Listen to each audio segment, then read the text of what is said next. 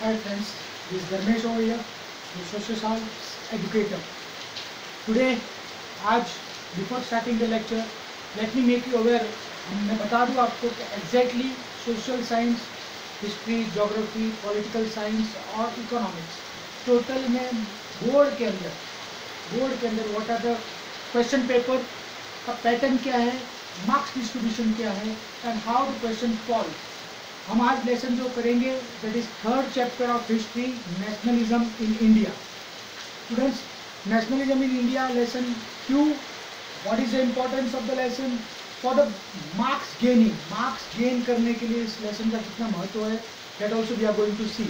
More over पहले मैं लेता हूँ आपके सबके साथ जो first part that is the paper pattern. 20 marks के 4 सेक्शन है हमारे पास, that comes to 80 marks. 20 marks के 4 सेक्शन है. Naturally geography 20 marks, history 20 marks, political science 20 marks, economics 20 marks. अब ये 20 मार्क्स में मैं आज सिर्फ बात करूँ 80 मार्क्स की, तो अब हिस्ट्री के अंदर 80 मार्क्स, 20 मार्क्स के आपके आते हैं एमसीक्यूज या ऑब्जेक्टिव्स बोल दूँ, that is the most best way. Objectives आते हैं आपके 20 मार्क्स के. ये ऑब्जेक्टिव्स डिवाइड किए जाते हैं इनटू 4, 5 to 6 कैटेगरीज में. एक तो होता है एमसीक्यूज, एक होता है फिलअप्स, एक होता है मैथ द कॉलम, एक होता है आंसर इन वन सेंटेंस और एक होता है रीजंस एंड असर्शंस. ये सबसे मेन इंपॉर्टेंट टॉपिक है जिसको हम ट्रू और फॉल्स बोलते हैं.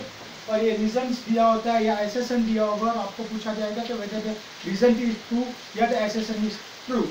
नेक्स्ट इसके अलावा आपको एक और पार्ट आती है 2 मार्क का, that is called as picture composition या पिक्चर. एक इमेज दी जाएगी 4 टेक्स्ट में से किसी के लिए एक इमेज और उसके नीचे ऑप्शंस देंगे ABCD के वेदर विच ये इमेज क्या सिग्निफाई करता है, क्या इंपॉर्टेंस ऑफ दिस इमेज है according to the text book. तो केस स्टडीज पढ़ना, सोर्सेज जो दिए है हमारे टेक्स्ट बुक में, source A, source B, source C, सब टेक्स्ट लेसन के अंदर ऐसे सोर्सेज दिए. पर्टिकुलरली मैं हिस्ट्री की बात कर रहा हूँ अभी, तो इसके अंदर हमें ये सोर्सेज करना है. अब ये 20 मार्क्स के ऑब्जेक्टिव के पास बाद हमारे पास आता है 3 मार्क्स का 8 question, 24 marks, 20 objective and 5 marks के 6 क्वेश्चन आते हैं, दैट कम्स टू 30. ये होगा हमारा 74 मार्क्स का क्वेश्चन पेपर आउट ऑफ 80. 80 में से 74 मार्क्स क्लियर कट दिख रहे हैं हमें. ये ऑब्जेक्टिव हो गया 1 into 20. अब इसके अलावा हमारे पास 6 मार्क्स बच जाते हैं, वो है मैप फिलिंग. मैप में 2 पार्ट आते हैं, लोकेटिंग एंड आइडेंटिफाई. लोकेटिंग का मतलब है एग्जैक्ट पोजीशन, एग्जैक्ट प्लेस को लोकेट करना, और आइडेंटिफाई प्लेस ऑलरेडी दिया है, आपको आइडेंटिफाई करना है कि ये प्लेस कौन सी. इस मैप के 6 मार्क्स में भी डिवाइड किया है, 2 marks history and 4 marks geography. 2 marks history and 4 marks geography. अब जो आज का जो लेसन है, lesson number 3, nationalism in India, okay, वो जो लेसन है उसी लेसन में से, पूरी हिस्ट्री टेक्स्ट बुक में से, पूरे हिस्ट्री सिलेबस में से जस्ट 2 मार्क्स का जो मैथ बुक आता है वो कम्प्लीटली इसी लेसन में से आते हैं, कोई दूसरे लेसन में से नहीं आता. तो मेक इट वेरी क्लियर कि आज के जो, और इसके अंदर भी हमारे पास पर्टिकुलरली 8 to 10 प्लेसेस है, 8 से 10 प्लेस ऐसी है जिसमें से ही ये मैप आएगा, बाकी किसमें से नहीं आएगा. तो मेक इट वेरी क्लियर कि आपको ऐसा नहीं लगना चाहिए कि प्लेस कौन सी प्लेसेस में कौन सी कितने प्लेस याद करेंगे तो 2 मार्क आएंगे. 8 से 10 प्लेसेस ही है जिसको हमें याद करना है, और ये हमारा 2 मार्क कन्फर्म है. 2 मार्क इसमें से कन्फर्म है. ये नेक्स्ट हमारा 3 मार्क का एक क्वेश्चन आना ही आना है, या 3 मार्क्स का या 5 मार्क्स का. मैं मिनिमम पकड़ के चलूँ 3 मार्क्स का, तो मैं 3 मार्क्स का एक क्वेश्चन हो गया. और 2 मार्क का MCQ की बात करूँ या ऑब्जेक्टिव की बात करूँ, comes to 7 to 8 marks. Around 7 to 8 marks का हमारा इस लेसन में से आना है. 20 मार्क की हिस्ट्री में से 7 से 8 मार्क का हमारा ये टॉपिक है जो आज हम लोग करने जा रहे हैं, 7 to 8 मार्क्स. तो इसीलिए ये टॉपिक बहुत ही ज़्यादा इंपॉर्टेंट है. वाई? बिकॉज ये लेसन ऑलरेडी तुमने पढ़ चुके हैं तुम्हारी जूनियर क्लासेज में, पर्टिकुलरली इन 8th स्टैंडर्ड. आपने वहाँ कभी नाम सुना था, सिविल डिसोबीडियंट मूवमेंट, बॉयकॉट करना या नॉन कॉपरेशन, दांडी मार्च, जलियांवाला बाग, ये सब कॉन्सेप्ट थोड़े थोड़े वर्ड्स शायद आपके रिकॉल करेगी हिस्ट्री में, क्योंकि हिस्ट्री ऐसा सब्जेक्ट है कि इसको लर्न करना, आई विल नॉट टेल कि लर्न करो, लर्न मत करो, इसको समझ लो एक बार. इसकी स्टोरी अगर एक बार क्रोनोलॉजिकल ऑर्डर में एक बार स्टोरी पता चल गई ना हमें, तो naturally we can easily write the answer. और आंसर में एक और पॉइंट आता है, तुम्हारे जो कॉन्सेप्ट, मिसकॉन्सेप्ट मैं बोलूँगा, कॉन्सेप्ट में मिसकॉन्सेप्ट जो है तुम्हारे अंदर, कि बड़ा आंसर लिखेंगे तो मैं मार्क्स ज़्यादा मिलते हैं। Please please please please please, ये एकदम रॉन्ग नोशन है तुम्हारे अंदर, क्योंकि तुम लोग को ऐसा लगता है कि यहाँ से आंसर स्टार्ट करूँ। टेक्स्ट बुक में तुम लोग इसी तरह से मार्क करते हो, ये आंसर नंबर 1 हो गया, ये आंसर नंबर 2 हो गया, इस तरह से मार्क करते।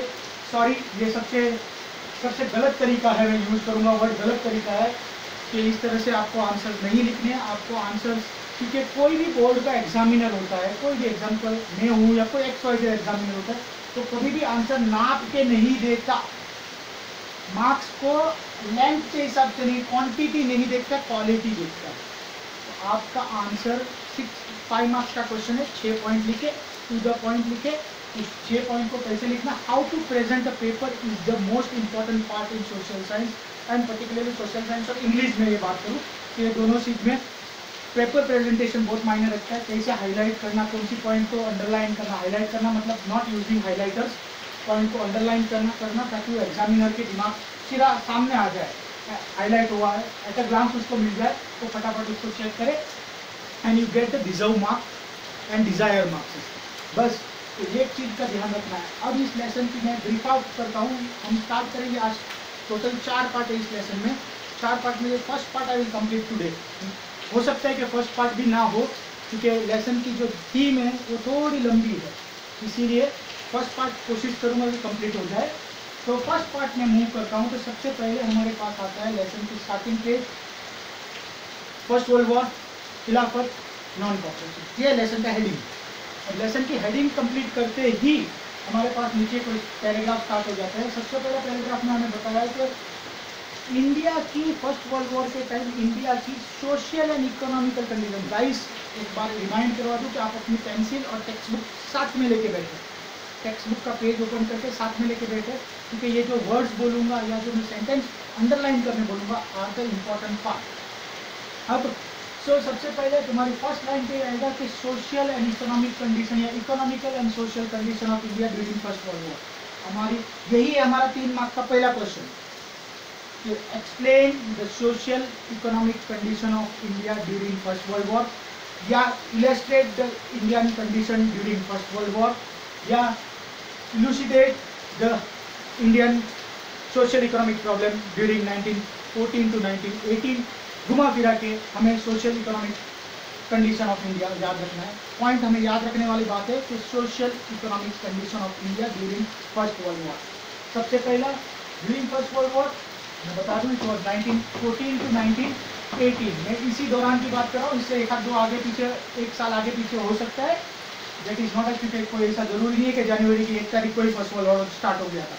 तो इन दैट सेंस ये हम एक फिगर लेते हैं कि वर्ल्ड वॉर स्टार्ट होते पहले एक छोटी एक कंट्री आई, फिर दूसरी कंट्री आई, कर करके पूरी कंट्री एक साथ 1914 में आ गई और 1918 तक ये समापन की तरफ चले गए। अब इस दौरान इंडिया की सोशल एंड इकोनॉमिक कंडीशन, बस यही चीज़ हमें याद रखनी है, socio economic condition of India. India की सोशल एंड इकोनॉमिक कंडीशन क्या थी? Social and economic condition of India, what was the condition? First of all सबसे पहला डिफेंस एक्सपेंडिचर बढ़ गया, डिफेंस एक्सपेंडिचर बम्प, ठीक है। नेचुरली डिफेंस के लिए हम लोग को ज़्यादा ammunition, arms, ammunition and other requirement infrastructure चाहिए था, तो डिफेंस एक्सपेंडिचर बढ़ गया। डिफेंस एक्सपेंडिचर को पूरा करने के लिए, डिफेंस एक्सपेंडिचर को पूरा करने के लिए वॉर लोन ली गई, फाइनेंस बाय वॉर लोन। इसको फाइनेंस किया गया वॉर लोन के लिए, वॉर लोन लिया गया, वॉर लोन्स। अब वॉर लोन्स को मीट करने के लिए इसका इंटरेस्ट एंड डिफेंस एक्सपेंडिचर को और बढ़ावा, फिर भी कम पड़ने लगा था। डिफेंस एक्सपेंडिचर को और बढ़ावा करने के लिए कस्टम ड्यूटीज हमारी इंडिया में जो थी वो बढ़ा दी, कस्टम ड्यूटीज को इंक्रीज कर दिया गवर्नमेंट ने। नेक्स्ट इनकम टैक्स, जो आज की तारीख में हम लोग इनकम टैक्स, पर्सनल टैक्स को बढ़ते हैं इनकम टैक्स, तो आज की तारीख में अभी इशू हुआ है, वो है ब्रिटिश के टाइम से इशू हुआ है, तब इंट्रोड्यूस किया था, पहले नहीं था, तब it was introduce. This was the main condition of India. दूसरा prices of day to day uses की, जो हमारा ब्रेड एंड बटर है, हमारी जो जीविका है, उसके जो प्राइजेस है, नॉर्मल फूड ग्रेन के प्राइजेस डबल हो गए, प्राइजेस हमारी डबल हो गई हर चीज़ की। These are the main economical condition of India. Defence expenditure increase हो गया, उसको मीट करने के लिए वॉर लोन को फाइनेंस बाय वॉर लोन लिया, वॉर लोन का इंटरेस्ट एंड बाकी फिर भी पूरा नहीं हो पाया तो हम लोग ने कस्टम ड्यूटीज बढ़ा दी, इनकम टैक्स इंट्रोड्यूस किया, प्राइजेस डबल किया, तो इंडिया की हालत was totally collapse. People of India, देखो इंडिया की नहीं बात करो, पीपल ऑफ इंडिया, इसमें जो सफरर, जो मेन पीड़ित लोग थे वो इंडियन पब्लिक थी, और इंडियन पब्लिक की हालत बहुत खराब थी। अब ये तो रहा इकोनॉमिकल, आर्थिक रूप से इंडिया को इतना बड़ा थप्पड़ पड़ रहा था आर्थिक रूप से। अब हो गया सामाजिक रूप से, सोशल। सामाजिक रूप से हम लोग ने क्या प्रॉब्लम उठा दी? सबसे पहला प्रॉब्लम आई गाँवों में फोर्स्ड रिक्रूटमेंट। स्टूडेंट्स आपकी बुक में एक कॉलम दिया है forced recruitment, right hand side पे कॉलम में ब्रैकेट में लिखा है what is forced recruitment, underline कर लो, इंपॉर्टेंट पार्ट है। फोर्स्ड रिक्रूटमेंट मीन्स व्हाट, कि जबरदस्ती इंडियन ब्रिटिश आर्मी के अंदर इंडियंस को भरना चालू कर दिया। ब्रिटिश आर्मी के अंदर इंडियंस को जबरदस्ती पुल करने लगे ताकि उनकी स्ट्रेंथ, उनकी आर्मी ज़्यादा हो जाए, तो इसलिए फोर्स्ड रिक्रूटमेंट गाँवों में करने लगे। इसके लिए लोगों का गुस्सा तीसरे आसमान पे पहुंच गया था, दे वर टोटली एंग्री। नेक्स्ट, उसी टाइम पे 1917 और 1919 के बीच में और 1920 और 21 के बीच में क्रॉप फेल्ड हो गया, हार्वेस्ट खत्म, किसानों की हालत खराब। उसी टाइम पे एक एपिडेमिक स्प्रेड हो गया, एपिडेमिक महामारी स्प्रेड हो गया, और उसके कारण around 12 to 13 millions of people were perish. ना वर्ड लास्ट लाइन पे लिखा होगा पेरिस, पेरिस मतलब परलोक सिधार गए, राम राम सत्य, पेरिस हो गए। 12 to 13 मिलियंस की बात कर रहा हूँ, अराउंड 1920s की बात कर रहा हूँ, तब हमारे ये लोग पेरिस हुए थे because of, first because of food failure, मतलब क्रॉप फेलियर एंड एपिडेमिक। ये सोशल कंडीशन थी इंडिया, आर्थिक रूप से तो खत्म हो ही चुके थे, सामाजिक रूप से भी हम खत्म हो रहे थे, तो दिस वाज द कंडीशन। ये फर्स्ट पैराग्राफ 3 मार्क का क्वेश्चन, एक अभी से ही नोट कर लो कि इसको हमें याद करके रखना है, रट्टा नहीं मारना, मैं बता रहा हूँ याद करके रखना, मेरा वर्डिंग्स को याद रखना, तो याद करके रखना, रट्टा नहीं मारना है हमें। आगे हम चलते हैं नाउ, ये दिस कंडीशन के बाद आगे हमारे पास what is Satyagraha, next paragraph जो है हमारा सत्याग्रह। अब 1915 में महात्मा गांधी 1915 में साउथ अफ्रीका से इंडिया आए। साउथ अफ्रीका में उन्होंने बहुत ही नॉवल टेक्निक इस्तेमाल की थी, दैट वाज मास एजिटेशन। मैं थोड़ा वर्ड को ट्विस्ट कर देता हूँ, नॉन वायलेंस मास एजिटेशन में बोल दूंगा। नॉन वायलेंस मास एजिटेशन मतलब मास मीन्स पब्लिक, पब्लिक का एजिटेशन टू गो अगेंस्ट, किसी के खिलाफ जाने के लिए, पर नॉन वायलेंस फॉर्म में, नॉन मतलब अहिंसक रूप से उन्होंने पब्लिक को इकट्ठा करके सत्याग्रह नाम दिया था। उस नॉवल टेक्निक का नाम था सत्याग्रह। बड़ा हिंदी का वर्ड है, सत्या मीन्स सत्य का, ग्रह मीन्स ग्रहण करना, सत्य को ग्रहण करना, ट्रुथ को एक्सेप्ट करना।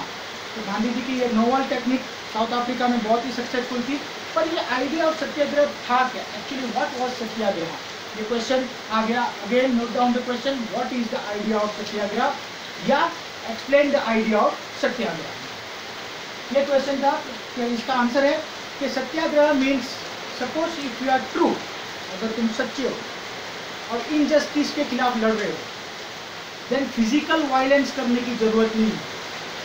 If you are true and injustice के खिलाफ लड़ रहे हो तो कोई फिजिकल वायलेंस करने की जरूरत नहीं है।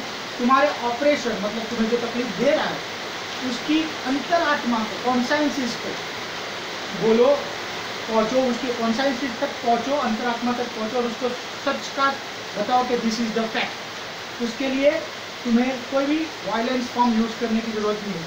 और ये हो सकता है कि स्लो है, अहिंसा का मार्ग थोड़ा स्लो है, पर ये surely it will Trump. It is always said कि ट्रुथ ऑलवेज ट्रम्प, सत्यमेवे जयते, ट्रुथ ऑलवेज ट्रम्प, इसका मतलब है सत्यमेवे जयते। तो इसलिए गांधी जी का ये नारा था, it was successful in south Africa but not in India. India में अभी तक गांधी जी ने इसको प्रैक्टिस नहीं किया था। गांधी जी ने, अभी मैं बता दूं, इंडिया में प्रैक्टिस नहीं किया था। अब गांधी जी को प्रैक्टिस करना था, this particular point Gandhi ji को प्रैक्टिस करना था, क्योंकि वो नॉवल टेक्निक बहुत ही अच्छी तरह से वेल वे से वहाँ चल रही थी, सक्सेसफुल मिला था। तो गांधी जी टूर किया पूरे इंडिया में 1916 में, 17 में उसको सबसे पहला मौका मिला बिहार के अंदर चंपारण करके जगह है, ये नेटवर्क के लिए एक इम्पोर्टेंट प्लेस हो गई।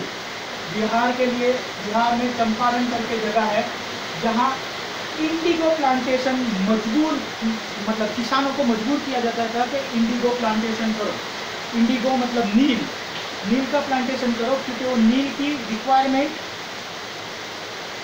लंदन में थी, मतलब ब्रिटिश को उसकी रिक्वायरमेंट थी उनको कपड़े को डाई करने के लिए, तो नील का प्लांटेशन कंपलसरी किया था। तो गांधी जी ने इसके लिए सत्याग्रह किया और ये सत्याग्रह सक्सेसफुल रहा। 1917 में ही गांधी जी ने एक सत्याग्रह और किया खेड़ा में, गुजरात, ये भी अगर इम्पोर्टेंट है, खेड़ा इन गुजरात। यहाँ इन्होंने सत्याग्रह फार्मर्स के लिए, यहाँ भी फार्मर्स के लिए था, यहाँ भी फार्मर्स के लिए था, पर दोनों की डिमांड अलग अलग थी। यहाँ फार्मर्स के लिए किया कि फार्मर्स को टैक्स रिलैक्सेशन किया था, रेवेन्यू रिलैक्सेशन, टैक्स क्योंकि उनके क्रॉप्स फेल हो चुके थे। तो गांधी जी मतलब फार्मर्स वांटेड कि वो टैक्स थोड़ा रिलैक्स हो जाए, टैक्स का रिलैक्सेशन मिल जाए, ताकि वो बाद में पे कर लेंगे इन शॉर्ट।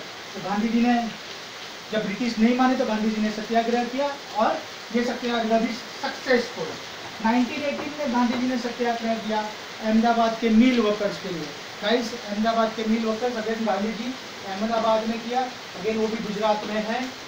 और ये मिल वर्कर्स के लिए किया, मिल वर्कर्स के लिए इसीलिए किया बिकॉज मिल वर्कर्स को वेजिस, अपना भत्ता मतलब पगार, in the sense monthly wages were not paid timely, bonus वगैरह नहीं मिलता था, इसलिए गांधी जी ने इसके खिलाफ सत्याग्रह किया and this satyagraha was also successful. Point to be noted, Gandhi ji came to India. पहली ओवर, क्रिकेट की भाषा में बात करो तो पहली ओवर, पहली 3 बॉल में 3 wicket.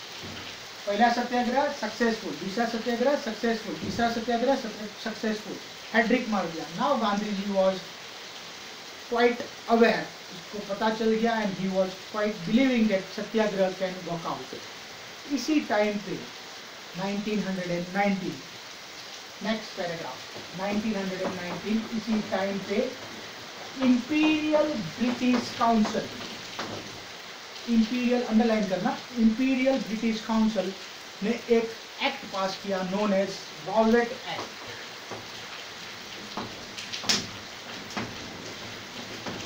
Now what was this act? ये हरिडली पास हुआ एक एक्ट था, रॉलेट एक्ट। ये एक्ट पास किया और उसका मेन ये था कि कोई भी पॉलिटिकल प्रिजनर को वो बंदी बना देंगे without A trial for 2 years, मतलब 2 साल तक जेल में बंद कर देंगे और उनकी कोई ट्रायल नहीं होगी, उनकी कोई सुनवाई नहीं होगी। ये एक बार पकड़ा गए तो जेल में बंद, 2 साल तक बैठे रहो। तो this was a unjust act. तो गांधी जी ने बोला कि मैं सत्याग्रह करूंगा, वार्निंग दी कि 6 अप्रैल को अगर तुमने तब तक ये जो भी एक्ट है इसमें चेंजेस नहीं लाए, अमेंडमेंट नहीं किया, तो मैं हड़ताल से सत्याग्रह करूंगा। गांधी जी ने हड़ताल स्टार्ट कर दी 6 अप्रैल को। उसी टाइम पे अमृतसर में मार्शल लॉ लागू हो गया था। Because of this only people were roaming here and there, mass education हो रहा था, सत्याग्रह की बातें हो रही थी, तो people way not following the rules and regulation, तो इसकी वजह से वहाँ मार्शल लॉ लागू हो गया। 13 अप्रैल की बात करूँ, 13 अप्रैल, 6 अप्रैल में खत्म हो गया, स्टार्ट होकर 13 अप्रैल से आया हूँ। 13 अप्रैल से उसका एक कारण भी और है कि भाई पीसफुल प्रोसेशन जा रहा था और पुलिस ने लाठीचार्ज की थी, फिर लोग भड़क गए, इसीलिए फिर लोग भड़क गए तो मार्शल लॉ लागू कर दिया। मार्शल लॉ लागू करने का जो मेन वो पर्सन था वो general Dyer. General Dyer was in charge of martial law. 13 April के दिन की बात करूँ तो ये Jallianwala Bagh, the infamous Jallianwala Bagh tragedy, infamous Jallianwala Bagh tragedy, ये 13 अप्रैल को लोग, बैसाखी थी, नॉर्मली बैसाखी का जब फेस्टिवल होता है तो पीपल, मेला वगैरह लगता है गाँव में, तो अमृतसर में हर साल जलियांवाला बाग में मेला लगता था प्रीवियसली, तो उस साल भी लगा था मेला। तो आसपास के लोगों, गांव के जो लोग थे, उनको नहीं पता था कि मार्शल लॉ लागू हो गया, उनको पता ही नहीं कि व्हाट इज मार्शल लॉ, पहली बात तो वो वहाँ चले गए और कुछ लोग तो पॉलिटिकल मीटिंग के लिए चले गए, कुछ लोग ऐसे ही घूमने फिरने चले गए, कुछ मस्ती मजाक के लिए चले गए। तो दिस वॉज प्लेस वॉज, इस तरह से कुछ प्लेस है जलियांवाला बाग, और ये प्लेस जो है चारों तरफ से वॉल है, एक ही तरफ से एंट्री एंड एग्जिट एक ही तरफ से है, एंट्री एंड एग्जिट एक ही तरफ से है। जनरल डायर, यहाँ पब्लिक ऑलरेडी बैठी थी, general Dyer came from here, उसने अपनी ट्रूप्स को यहाँ लगा दिया और सीधी open, without any indication, without any warning, सीधी ओपन फायर करवा दी और यहाँ लोग जो थे वो बुलेट से मर गए, कुछ लोग यहाँ घायल है, अभी भी है, नो डाउट वो शील्ड कंसील किया गया है, अभी भी है, उसमें जंप करके बचने की कोशिश की पर फिर भी वो पेरिश हो गए। अभी भी वहाँ आज की तारीख में भी टुडे ऑल्सो वहाँ गन पॉइंट, गन जो मारी थी, गन की जो बुलेट्स के जो मार्क है वो अभी भी दीवारों पे लगे हुए हैं। अभी this is a garden and a tourist place, historical tourist place में ये वर्ड यूज करूँगा। तो this was the very much inhuman act General Dyer ने किया। और उसने ये वापिस उसने वो अपने आप को बोला उसने कि मैंने ये इसलिए किया ताकि इंडियंस के अंदर ब्रिटिश के खौफ हो जाए, ब्रिटिश का खौफ हो जाए कि या Britishers can do anything, and Britishers ने उसको रिवॉर्ड भी किया। तो ये प्रोसीजर है, आपकी बुक में नहीं लिखा हुआ है पर एक पता है कि ब्रिटिशर ने उसको रिवॉर्ड किया था एंड रविंद्रनाथ टैगोर वगैरह ने सर की उपाधि दे दी थी। चलो ये कोई बात की बात है। पर जैसे ही ये हुआ और इतने अराउंड हंड्रेड्स ऑफ पीपल जब बुलेट्स की वजह से मर गए, तब नॉर्थ इंडिया में जब ये बात फैल गई कि भाई इस तरह से लोगों को मारा गया जलियांवाला बाग में, तो लोग सटक गए, लोगों का दिमाग सटका। और नॉर्थ इंडिया, पंजाब की बात आप समझ सकते हो कि क्या हालत हुई होगी। लोग जो भी उनके हाथों में था लेके बरस पड़े ब्रिटिशर्स के ऊपर, उनके government offices, government railway station जो भी थे उनको तोड़ फाड़ एंड मीन्स मॉब अटैक करना चालू कर दिया, हिंसा का रूप धारण कर लिया। उसी टाइम पे ब्रिटिश ने भी उसको रोकने के लिए हिंसा का रूप धारण कर लिया। उन्होंने पकड़ना चालू कर दिया और जो पकड़ा जाता था उसको नाक रगड़ के जमीन पे और सैल्यूट करने को बोलते थे। उस टाइम पे गुंजरवाल करके एक जगह है, आपके टेक्स्ट में लिखा है, प्लीज अंडरलाइन करना, जो अभी पाकिस्तान में है। वहाँ बम्बार्डमेंट की ब्रिटिशर्स ने और मूवमेंट वायलेंट हो गई। वायलेंट मतलब हिंसक रूप धारण कर दिया। जैसे ही मूवमेंट ने हिंसक रूप धारण कर दिया, गांधी जी ने मूवमेंट को कॉल ऑफ कर दिया। गांधी जी ने मूवमेंट को कॉल ऑफ कर दिया। यहाँ एक पॉइंट नोट करने वाला ये है कि व्हेनेवर कभी भी कोई भी मूवमेंट, गांधी जी की कोई भी मूवमेंट हो, आपको अगर क्वेश्चन आ जाता है कि why did Gandhi ji call off so and so movement, so and so चाहे नॉन कॉपरेशन हो या सिविल डिसोबीडियंस हो, क्यों कॉल ऑफ की, एक पॉइंट सीधा लिखना है, because the movement turn violent, क्योंकि मूवमेंट हिंसक रूप धारण कर लिया। जैसे ही हिंसक वायलेंट का नाम आता है, गांधी जी वायलेंस का नाम आते ही Gandhi ji move back. This was Gandhi ji move कर लिए। अब तो movement was call off, initially ये कॉल ऑफ हो गई। अब मूवमेंट कॉल ऑफ करने के बाद मतलब मूवमेंट गांधी जी ने हिंसक रूप धारण कर लिया, उसने मूवमेंट को बीच में ही स्टॉप कर दी। अब फिर गांधी जी ने बोला कि नहीं, लोगों को समझाना चाहिए क्यों, क्या क्या है, क्या एग्जैक्टली मूवमेंट है, क्योंकि ये मूवमेंट सिर्फ नॉर्थ ऑफ इंडिया में एक्टिव थी, बाकी जगह पे एक्टिव नहीं थी। तो इसलिए गांधी जी ने सोचा कि we have to make a broader movement. British को हिलाने के लिए ब्रॉडर मूवमेंट चाहिए था, पर गांधी जी को ये भी मालूम था कि अगर ब्रॉडर मूवमेंट चाहिए तो हिंदू और मुस्लिम को यूनाइटेड होना पड़ेगा। जब तक हिंदू और मुस्लिम यूनाइटेड नहीं होंगे, कोई भी मूवमेंट सक्सेसफुल नहीं है। तो इसीलिए गांधी जी ने खिलाफत मूवमेंट को एक सहारा ले लिया। खिलाफत मूवमेंट का एक सहारा ले लिया। ये मूवमेंट नॉन कॉपरेशन नाम नहीं दिया गया था पहले, इसके बाद नाम दिया गया है, पर फिर भी एक ट्यूनिंग वहीं से आती है। तो खिलाफत मूवमेंट का सहारा लिया। अभी खिलाफत मूवमेंट क्या है, ये MCQs या फिलिंग द ब्लैंक्स या इसी में पॉइंट ऑफ ऑब्जेक्टिव में ही आएगा। First of all, first world war में ओटोमन टर्क, एक ओटोमन एम्पायर है था मतलब, तो वहाँ के राजा, वहाँ के जो मोनार्च, वहाँ के जो किंग, वो इस्लामिक थे, मुस्लिम थे, और इस्लामिक राजा और वो धर्म गुरु थे, उनके स्पिरिचुअल हेड। जैसे क्रिश्चियन लोग का पोप होता है, उसी तरह से इस्लामिक के धर्म गुरु थे जिनको खलीफा बोलते थे। ये खलीफा वो हार गए थे फर्स्ट वर्ल्ड वॉर में, और एक र्यूमर स्प्रेड हो गई। र्यूमर का मतलब एक अफवाह, मनगढ़ंत कहानी स्प्रेड हो गई कि उस पर ब्रिटिशर्स बहुत सारे अत्याचार करने वाले, ह्यूमैनिटी की ट्रीटीज डालने वाले, इनह्यूमन एक्ट करने वाले। अफवाह फैली थी, एक र्यूमर स्प्रेड हो गया। जैसे ही र्यूमर स्प्रेड हुआ, इंडिया के अंदर मुंबई में, बॉम्बे में शौकत अली और मोहम्मद अली दो भाई थे। वो दोनों भाई ने खिलाफत कमेटी फॉर्म की टू फाइंड टेम्पोरियल पावर को ब्लॉक करने के लिए, to go against the Britishers. Gandhi ji saw this as a opportunity to unite Hindu and Muslim. तो उसने खिलाफत मतलब शौकत अली मोहम्मद अली को मिला और उसने सारी अपनी आइडियाज बताई कि उस किस तरह से वो मूवमेंट करना चाहते हैं, उनका सपोर्ट, उनको बोला कि हम भी तुम्हारी मूवमेंट को सपोर्ट करेंगे, and then join together and start the movement. अब ये क्वेश्चन आता है कि व्हाई नॉन कॉपरेशन ही क्यों? नॉन कॉपरेशन ही क्यों? बिकॉज गांधी जी की एक बुक थी हिंद स्वराज, अंडरलाइन कर लेना, मिल गया होगा आपको, 1907 में हिंद स्वराज एक बुक थी गांधी जी के। उस बुक के अंदर लिखा था कि ब्रिटिशर्स जो इंडिया में है, सक्सेसफुली है, उसका राज है कि Indians are supporting them, cooperating them. अगर इंडियंस कॉपरेट करने का छोड़ देंगे तो ब्रिटिश विल रन अवे। तो यही कारण की वजह से उसने नॉन कॉपरेशन मूवमेंट को सहारा लिया and non cooperation movement start करने का सोचा।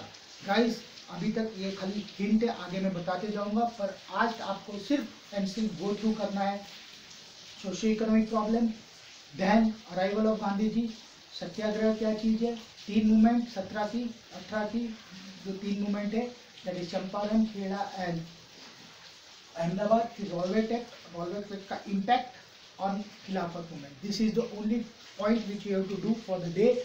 इसको गो थ्रू करना, if any doubt is there discuss tomorrow. Thank you very much.